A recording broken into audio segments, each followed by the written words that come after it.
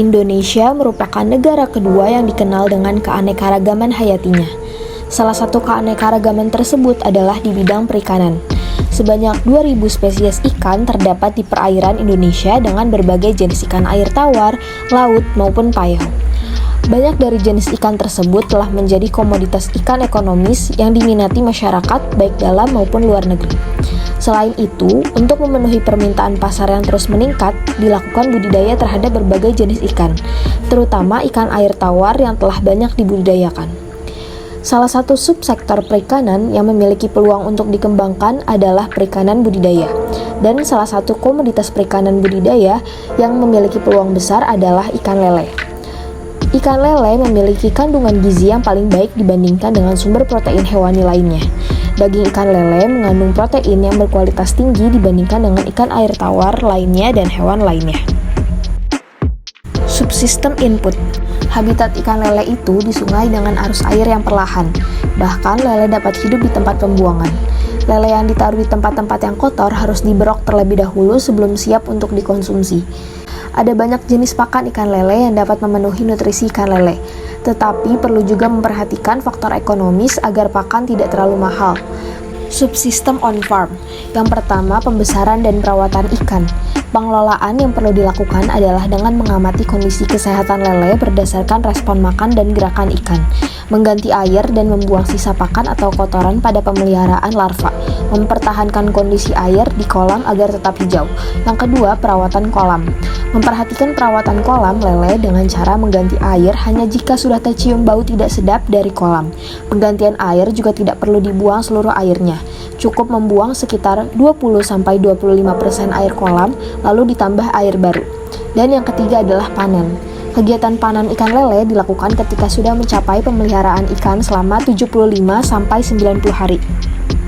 Subsystem of farm. Nah, di subsystem of farm ini kita bagi menjadi dua, yaitu pengolahan dan pemasaran. Nah, untuk pengolahan sendiri, ini adalah olahan hasil dari panen ikan lele ini. Nah, untuk hasil panen ini, pengolahan ini kita buat menjadi lele fillet, atau ada juga nanti dibuat sebagai menjadi nugget, dan berbagai macam hasil olahan lainnya, bahkan hingga keripik. Nah, selanjutnya untuk pemasaran sendiri, pemasaran ini nanti kita lihat bagaimana pendekatannya nih. Ada pendekatan kita menjual langsung kepada tengkulak, ada yang nantinya akan dijual kepada konsumen, dan ada yang nanti dijual ke pasar.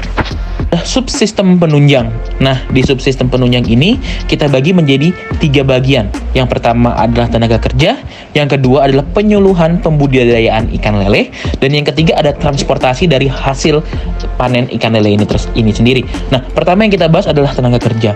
Untuk tenaga kerja sendiri, peningkatan dan penambahan tenaga kerja untuk memperbanyak pembudidayaan ikan lele akan berpengaruh pada ketersediaan barang tersebut. Lagi-lagi semakin banyak sumber daya manusia yang dimiliki, juga semakin produktif hasil dari panen lele itu sendiri. Selanjutnya ada penyuluhan pembudidayaan ikan lele. Nah, tujuan dilaksanakan penyuluhan kepada pembudidaya ikan lele adalah untuk meningkatkan kapasitas pada hasil awal maupun hasil akhir yang nantinya didapatkan. Artinya ketika kita melakukan pembudidayaan, kita melakukan penyuluhan, kita memberikan informasi tambahan nih untuk para petani lele, sehingga mereka bisa memanfaatkan, memaksimalkan bibit-bibit lele, memaksimalkan lele itu sendiri, peternakan lele itu sendiri. Selanjutnya adalah karakteristik usaha dan sistem pada perikanan ikan lele. Nah, ikan lele merupakan salah satu jenis ikan air tawar yang sudah dibudidayakan secara komersial oleh masyarakat Indonesia. Nah, terutama dan banyaknya di Pulau Jawa. Budidaya ikan lele berkembang pesat. Nah, dikarenakan budidaya ikan lele itu cukup di lahan yang tidak terlalu besar dan sumber air terbatas, padat, dan daya tebar yang tinggi.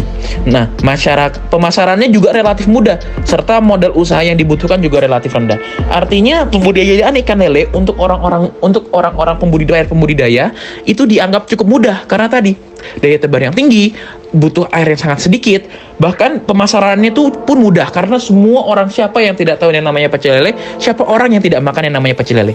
Oleh karena itu cukup terkenal, cukup banyak pembudidaya ikan lele yang ada di Indonesia, terutama di Pulau Jawa. Selanjutnya, ada strategi pengembangan usaha ikan lele yang harus memperhatikan beberapa hal, yaitu fasilitas dan kegiatan produksi, yang meliputi data sarana dan prasarana produksi, proses, dan penanganan pasca produksi. Yang kedua, ada sumber daya manusia, yang meliputi data dari pembudidaya yang bekerja pada usaha budidaya ikan lele dan fasilitas bagi pembudidayanya, jumlah tenaga kerja, serta tingkat pendidikan dan keterampilan. Yang ketiga, ada sumber daya pasar dan pemasaran yang meliputi data mengenai pemasaran produk ikan lele. Dan yang terakhir ada sumber daya keuangan, yaitu yang meliputi aspek permodalan usaha budidaya ikan lele. Selain itu, lingkungan usaha dari pembudidayaan ikan lele juga penting untuk diperhatikan, seperti sosial ekonomi yang terdiri dari data kondisi, demografi, dan sosial, sistem pembelian mengenai harga bibit dan sarana produksi perikanan, ada pesaing meliputi ancaman pendatang baru, tingkat kemajuan teknologi, serta peran dari pemerintah yang meliputi kebijakan pemerintah dan dukungan sarana serta prasarananya. Isu strategis dari pembudidaya ikan lele menerapkan teknologi bioflok untuk memperbaiki kualitas air dan meningkatkan efisiensi pakan. Namun, penerapan teknologi tersebut berpotensi menimbulkan dampak negatif dari aspek lingkungan, sosial, maupun ekonomi.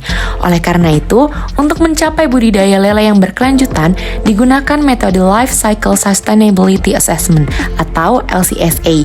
Metode tersebut memadukan teknik Environmental Life Cycle Assessment atau ELCA, Social Life Cycle Assessment atau SLCA, dan Life Cycle Costing atau LCC, yang masing-masing digunakan untuk menganalisis dampak lingkungan, sosial, dan ekonomi pada seluruh siklus hidup produk. Contohnya adalah penebaran benih dan penyemaian tanaman air, monitoring rutin kualitas air, penebaran benih dan penyemaian tanaman air, serta manajemen pemberian pakan. Dalam melakukan analisis kelayakan usaha dilakukan dengan mempertimbangkan 5 buah aspek, diantaranya aspek hukum, aspek pasar, aspek teknis, aspek lingkungan, dan aspek finansial. Dari kelima aspek tersebut dilakukan analisis secara mendalam terkait dengan usaha yang dijalankan, yaitu usaha perikanan ikan lele. Baik, yang pertama ada aspek hukum. Aspek hukum dinyatakan layak untuk perikanan ikan lele dengan berbagai hal yang mendukungnya. Oleh karena itu, pemenuhan untuk aspek hukum tidak ada hambatan dan dapat dipenuhi seluruh kebutuhan perizinan. Yang kedua ada aspek pasar. Aspek pasar dapat dinyatakan layak karena masih terdapat peluang pasar khususnya di daerah Jawa Barat. Selain itu, tingkat persaingan untuk usaha ikan lele tersebut masih tergolong medium sehingga masih dapat bersaing. Yang ketiga, ada aspek teknis. Aspek teknis dinyatakan layak karena lokasi usaha dapat mendukung dengan syarat-syarat usaha perikanan ikan lele serta kegiatan operasional dan pemenuhan kebutuhan untuk usaha ikan lele dapat terpenuhi. Yang keempat ada aspek lingkungan. Aspek lingkungan dinyatakan layak karena limbah yang dihasilkan oleh pembudidaya ikan lele tersebut dapat mengulangi dan ditanggulangi dengan baik sehingga tidak mengganggu lingkungan sekitar. Dan yang terakhir ada aspek finansial. Aspek finansial dinyatakan layak berdasarkan parameter-parameter yang digunakan untuk menilai investasi baik dari harga benih, harga pakan, hingga harga jual dari ikan lele tersebut.